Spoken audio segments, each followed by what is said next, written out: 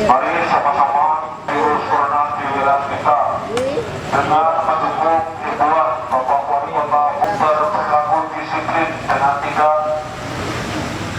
berperan penyebaran wabah virus corona. Dan perlu kami sampaikan juga kepada pengunjung dan pengelola kafe atau penjual makanan untuk tidak menyediakan makanan di bawah pulang. Mari kita sama-sama semua ya, kami semua tidak ada apa-apanya. KTP Pembuat Kabupaten Kota Pontianak dan Gubernur Kalimantan Barat. Selamat malam. Pemberitahuan kami tunjukkan kepada seluruh masyarakat Kota Pontianak bahwa selamat malam. Pemberitahuan kami tunjukkan kepada seluruh masyarakat Kota Pontianak bahwa sekaligus melaksanakan rapid test. Jangan takut, jangan panik. Rapid test ini untuk membantu Bapak Ibu untuk mengetahui kondisi Bapak Ibu. Bagaimanapun, kita semua akan pulang ke rumah dan bertemu orang-orang yang kita cintai di rumah dalam kondisi prima, kondisi lokal, di mana penularan sudah terjadi antar sesama warga Kalimantan Barat. Berapa namanya? Umur? Positif. Oleh karena itu, sekali lagi kami mohon kerjasamanya untuk dapat mengikuti rapid test dengan baik demi kepentingan kita bersama. Kenapa nggak pakai masker? Jangan panik, jangan berkumpul di tempat-tempat umum. Silakan mengumpul makanan dan minuman yang sudah disediakan. Atas perhatian dan kerjasamanya kami ucapkan terima kasih. Nomor? C6 sampai 9. Nomor HP?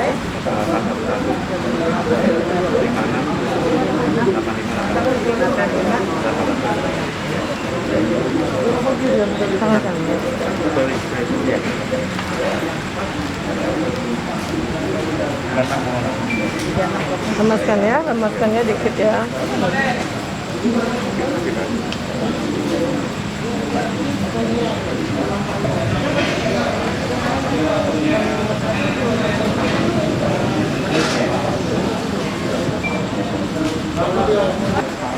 Ya. KTP?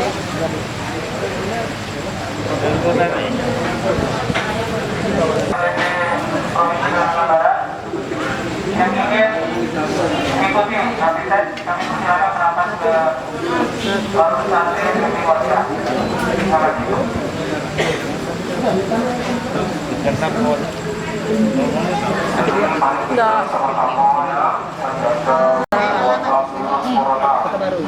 Alamat jalannya? Jalan Ketemu. Jalan Ketemu kan? Kurangkan. Nomor HP? 88.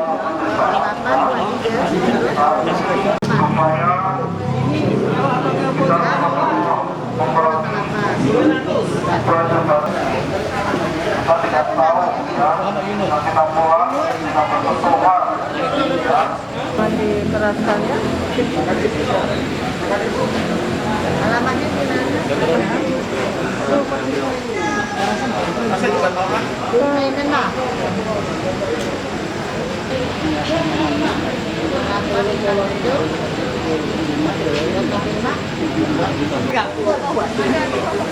Yang saya bilang bukan kebal bang kebal.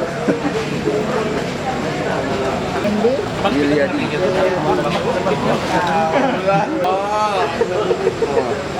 Cuma 7 order.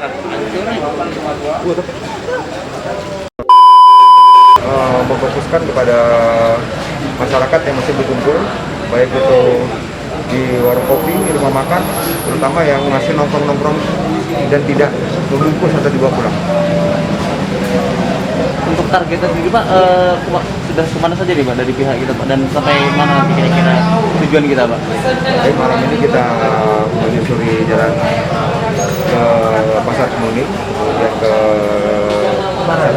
Rumah Radang, ke Jajanan Rakyat, dan rencana nanti kita akan ada di jalan ke arah Sungai. Tadi di jalan kita banyak menemui masyarakat yang masih nongkrong-nongkrong, kemudian dari pihak kesehatan tadi melaksanakan rapid test, yang diharapkan nanti dari si rapid test ini bisa diambil hasilnya dan bisa kita hubungi mereka apakah mereka positif atau tidak. Dan untuk operasi pada malam pada kali ini apakah ini kali pertama atau sudah kesekian kali Pak, dan sampai kapan Pak kira-kira bakal dilakukan operasi dengan ini? Rapid test ini baru pertama kali kita laksanakan. Nanti akan saya teknis nanti dijelaskan oleh Kepala Dinas Kesehatan Kota. Dan nanti untuk pelaksanaan selanjutnya nanti akan tergantung dari Dinas Kesehatan Kota apakah akan terus dilaksanakan tiap malam kita mengambil sampel atau secara acak nanti di jalanan kita memeriksa masyarakat. Untuk personil yang diterjunkan Pak pada malam hari ini Pak? Hari ini gabungan kita dari Kodim, kemudian dari Polres, Pontianak, ada dari Pomal, dari Dinas Kesehatan, dari Pol PP Provinsi dan Pol PP Kota Madiun. Pak, ini kan masih banyak ditemukan kerumunan orang. Nah, apa tindakan dari petugas gabungan ini Pak nanti? Masih kita masakan himbauan, kemudian kita mengajak mereka untuk menyadarkan mereka akan bahayanya, kemudian bagaimana cara penularan virus COVID-19 ini. Kita pada malam ini persiapan kita dari kesehatan berapa banyak sih Pak? Jadi kita melakukan kegiatan ini dalam rangka kita melakukan survei cepat, ya, survei cepat untuk mengetahui bagaimana gambaran COVID-19 ini yang asimptomatis di masyarakat. Kita tahu bahwa Kota Pontianak sudah masuk dalam kategori transmisi lokal, ya. Kemudian kita juga tahu bahwa yang asimptomatis. Jadi perlu saya jelaskan bahwa asimptomatis itu adalah orang yang sudah terpapar virus tetapi tanpa gejala. Dan ini angkanya sangat besar. Jadi apabila kita belajar dari negara-negara lain, itu COVID-19 itu 80% sampai 85% itu adalah asimptomatis. Di mana yang asimptomatis itu banyak diderita oleh anak-anak muda, ya. Mengapa anak-anak muda? Karena mereka masih mempunyai daya imunitas tinggi. Tapi ketika nanti dia pulang di rumah dia akan ketemu orang-orang tua. Ada nenek, ada kakek, ada mama, bapak, ya. Selain tua juga mempunyai penyakit-penyakit kronis, kencing manis, hipertensi, sehingga mereka lah yang akan menjadi korban pertama.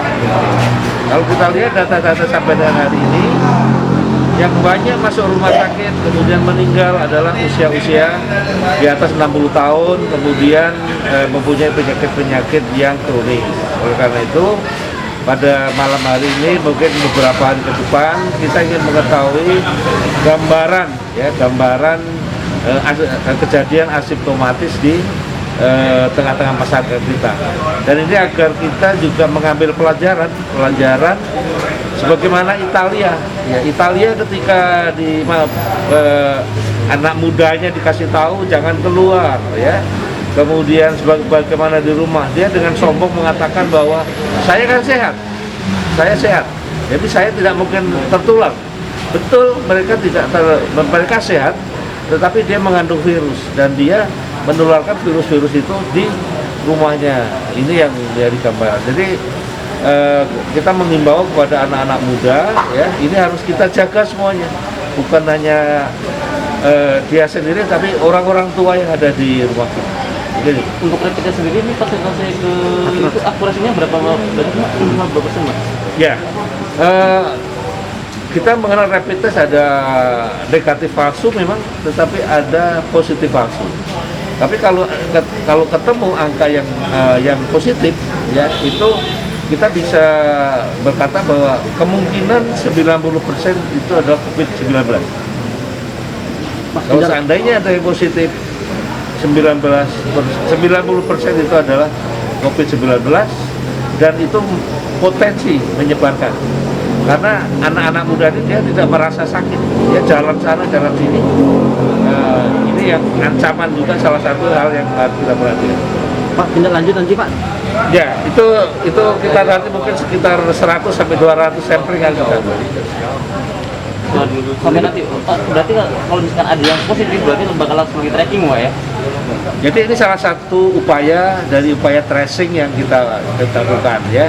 Selama ini kita yang selama ini cara kerja kita kan ketemu dulu yang sakit, kemudian baru kita kejar yang di mana dia kemungkinan tertularnya. Nah, sekarang kita kemungkinan itu kita balik, kita kejar dulu kemungkinan di mana menularkan, kemudian dia akan keluar kemas. Jadi dari dua sisi ini mudah-mudahan kita lebih mengerti bagaimana sih informasi. Seberapa bahaya Pak untuk diri mereka sih bukan yang tertular ya?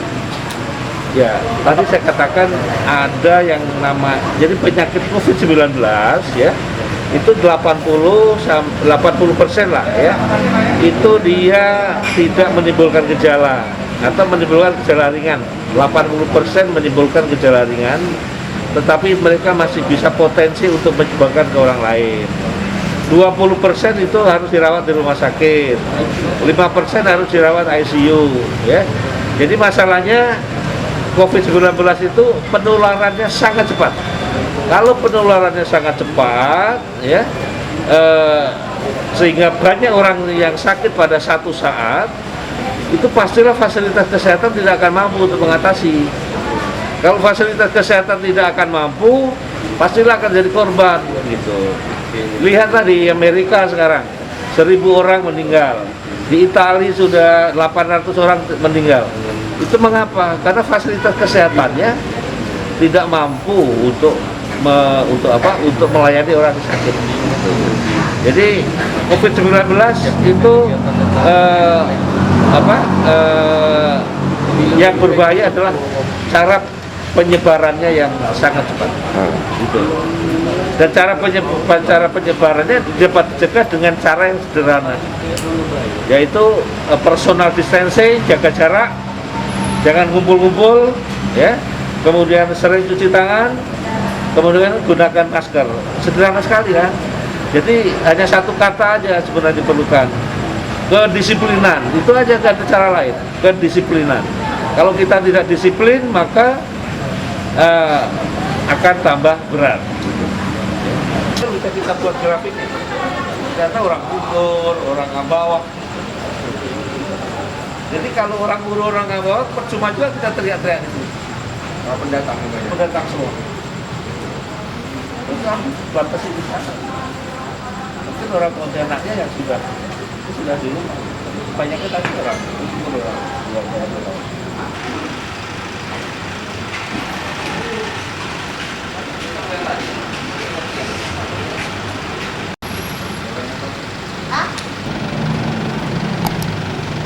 Tempat usaha untuk tidak melayani konsumen untuk makan dan minum di tempat. Terima kasih. Kita menjaga kesehatan diri kita, keluarga kita, serta kerabat-kerabat kita dengan tidak melakukan kegiatan-kegiatan yang tidak penting di luar. Lebih baik istirahat di rumah